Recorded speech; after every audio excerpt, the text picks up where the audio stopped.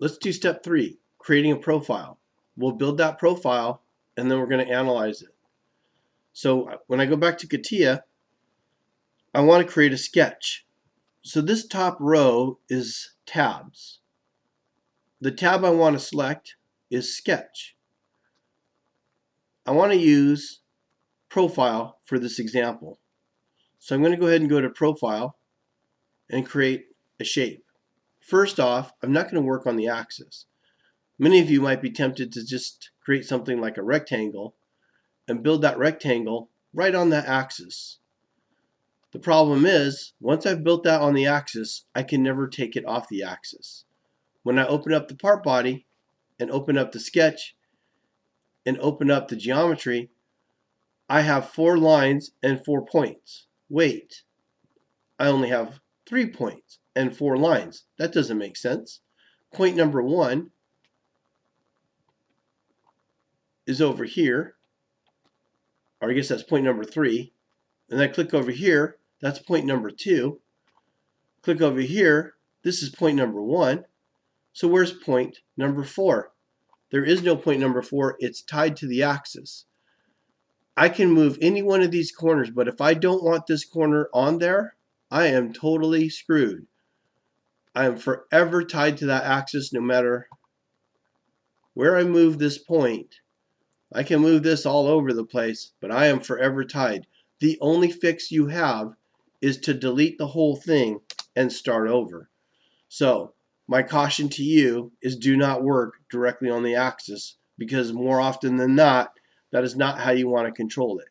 When you go into a more advanced class, I'm going to show you how to establish the axis and make my axis datums. For this example, I'm going to simplify it, and I'm going to build a simple sketch using profile. I'm going to start at the 1, 1 position. You can see the coordinates showing up at 1 and 1, and up on the top there's a tool palette. That would be this one right here. This tool palette is giving me my coordinates as well. You'll notice again when I leave my cursor there, it shows 1 and 1, and in the tool palette you see it's 1 and 1. I'm going to create a very simple shape.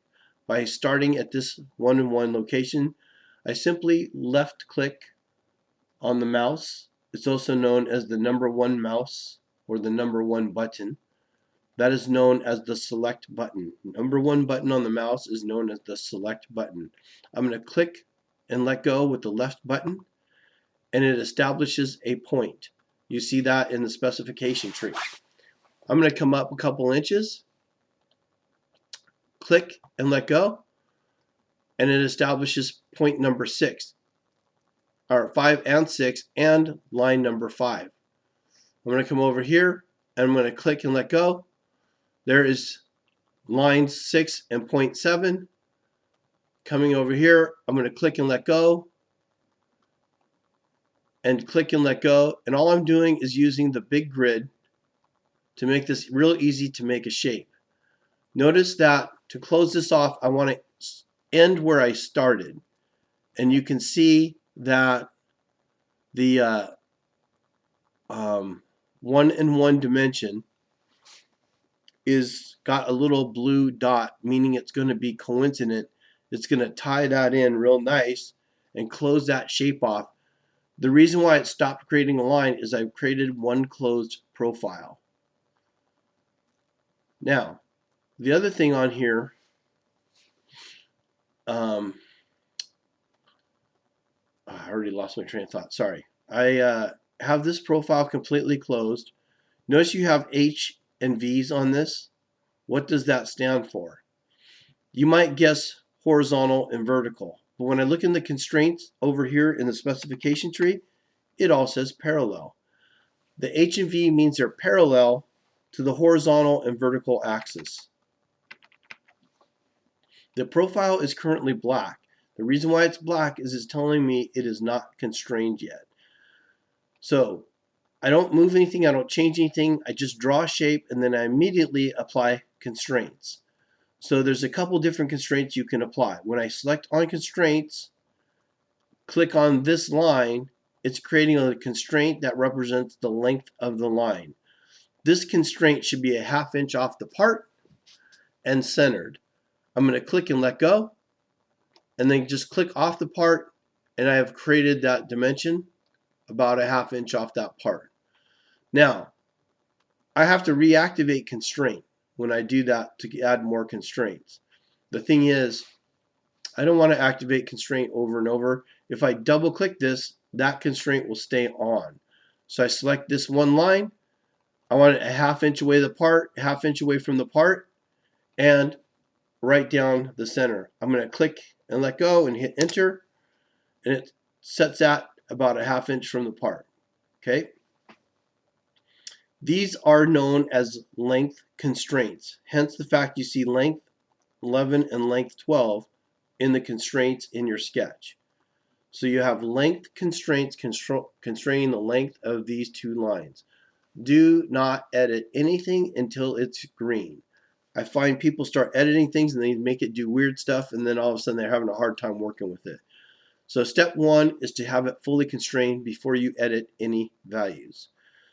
All right, I still need more constraints. So aside from length constraints, oh, I had that active. I'm going to double click that.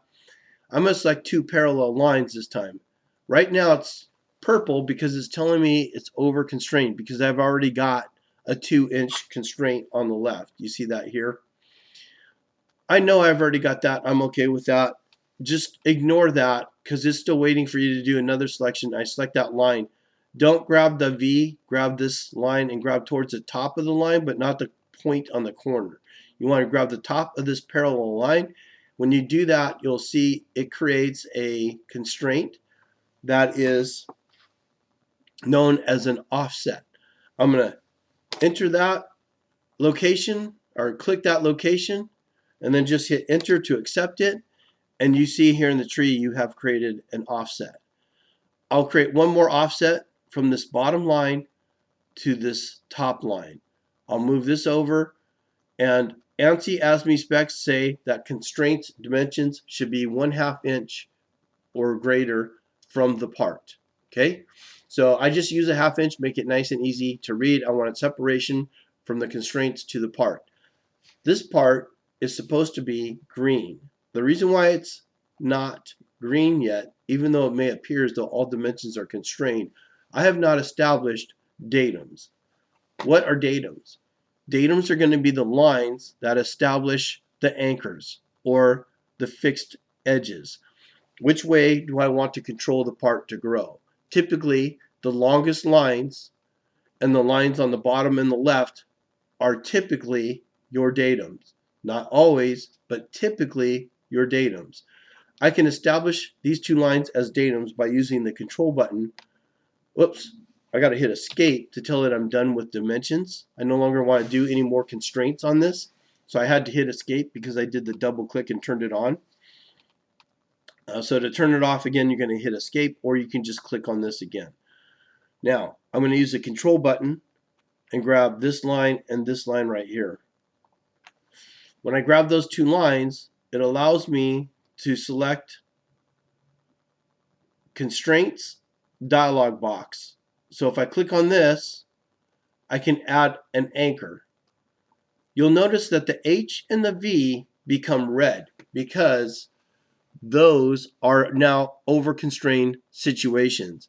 Once I establish those as the anchors or datums, the horizontal and vertical no longer is relevant because once I'm datum, I override horizontal vertical. So if my line wants to be crooked and it's the datum, then it isn't going to be horizontal or vertical anymore. So therefore, you must remove the horizontal vertical lines. You'll notice that the others are black because those are necessary. Again, the H and V's and these anchors are geometrical constraints. The dimensional constraints have values that you can actually edit and change. I'm going to select vertical and horizontal over here to turn these both off. You'll notice that they are no longer on the screen. They've been removed. You can say OK. That's how a part is fully constrained. I have made a mistake though. One thing I would do before I did all this is I'm going to undo all my steps and put it back. After you create your profile, The next step you should do is go to Analyze and make sure that it is a closed profile. If it is not a closed profile, you're already working with a mess and you're going to create problems. So you want to make sure that you have a closed profile. It says 6 curves. You may see this and see 1, 2, 3, 4, 5, 6 lines. Lines are curves. They're just infinite in radius. So therefore, lines and curves are still recognized as curves. All right, now that it's fully closed, we'll repeat those steps and add those constraints. Again, under Sketch, you have constraints, and this is the one you want to use to build them manually. So I select on that. I'll pick this bottom line, set it here a ½ inch off the part, click a position and hit enter. Select this line. It's going to be a ½ inch off the part. Oh, I thought I double clicked that. I'm going to select this line, slide it off the part a ½ inch, select here. I select here and then hit enter. I'm going to select, these are 2 length lines again, and then when I select, always you want to pick the datum first, and then this one here. Sometimes when I do that I miss. Try that again. I hit the Control Z, which is the undo. It's a hotkey to undo what I last did. One of the things I don't like about this is the 2's in my way when I'm trying to grab that line. So you just got to be careful when you're selecting. Click a location and hit enter.